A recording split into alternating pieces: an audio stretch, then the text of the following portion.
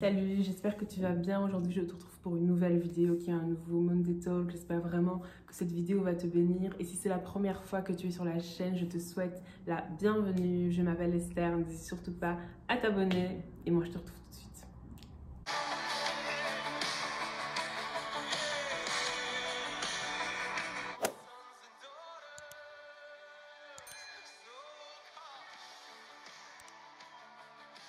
Chapitre 9, à partir du verset 18. La Bible nous dit ceci: les fils de Noé qui sortirent de l'arche étaient Sem, Cham et Japheth. Cham fut le père de Canaan. Ce sont là les trois fils de Noé et c'est leur postérité qui peupla toute la terre. Noé commença à cultiver la terre et planta de la vigne. Il but du vin, s'enivra et se découvrit au milieu de sa tente. Cham, père de Canaan, vit la nudité de son père et il reporta dehors à ses deux frères. Alors Sem et Japheth prirent le manteau, le mirent sur leurs épaules, marchèrent à reculons et couvrirent la nudité de leur père. Comme leur visage était détourné, ils ne virent point la nudité de leur père. Lorsque Noé se réveilla de son vin, il apprit ce que lui avait fait son fils cadet et il dit: maudit soit Canaan, qu'il soit l'esclave des esclaves de ses frères. Il dit encore: béni soit l'Éternel, Dieu de Sem, et que Canaan soit leur esclave. Que Dieu étende les possessions de Japheth, qu'il habite dans les tentes de Sem, et que Canaan soit leur esclave. Donc ce qu'on voit en fait dans cette histoire, c'est que Noé en fait avait trois fils et Noé s'est saoulé, il s'est retrouvé nu. Et face en fait à cette nudité, les enfants ont eu des réactions différentes. Le premier a vu son père nu, il est parti en fait le dire aux autres, il a comme exposé son père, alors que les deux autres en fait ont voulu cacher la nudité de Noé et donc sont partis pour le couvrir en fait. Alors il y a énormément à dire sur ces passages des Écritures. Bien sûr, pas pouvoir aller dans tout en fait dans le cadre de cette vidéo. Mais ce que j'avais vraiment à cœur de partager, c'est d'apprendre en fait à couvrir en fait la nudité des gens qui sont autour de nous. Alors bien entendu les parents, parce que la Bible nous dit en fait tu honoreras ton père et ta mère pour que tes jours prolongés, mais également de couvrir les personnes en fait qui sont autour de nous. Donc on a vraiment cette société où on a tendance à pointer les gens du doigt, à mettre les gens de côté, à critiquer, à parler des gens, etc.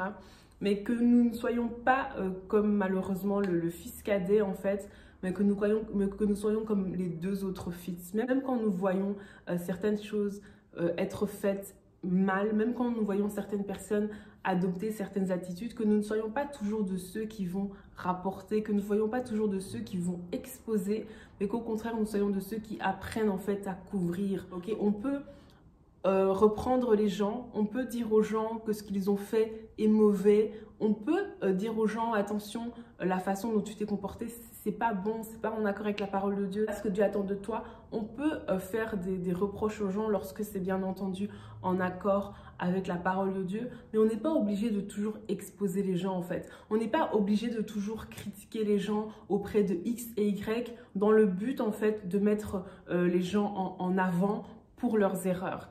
Et j'ai vraiment à cœur en fait cette situation que beaucoup de personnes traversent peut-être dans leur mariage, où les gens ont vraiment tendance en fait à exposer à tout le monde en fait ce que leur mari a fait, ce que leur femme a fait, etc. Mais on n'est pas obligé d'exposer ce genre de choses à tout le monde en fait. Je pense que c'est important d'apprendre à couvrir en fait la nudité des gens. C'est important d'apprendre à respecter en fait le fait que certaines personnes peuvent peut-être faire des erreurs. C'est pas pour autant qu'elles doivent être lapidées sur la place publique, c'est pas pour autant qu'on doit les pointer du doigt devant tout le monde. Alors oui, il faut dire aux gens quand elles ont mal agi, oui, il faut apprendre à faire des reproches aux gens sincères pour que les gens puissent changer, et quand les personnes ne comprennent pas, bien entendu, il faut pouvoir parler à d'autres personnes, à trouver des intermédiaires, etc.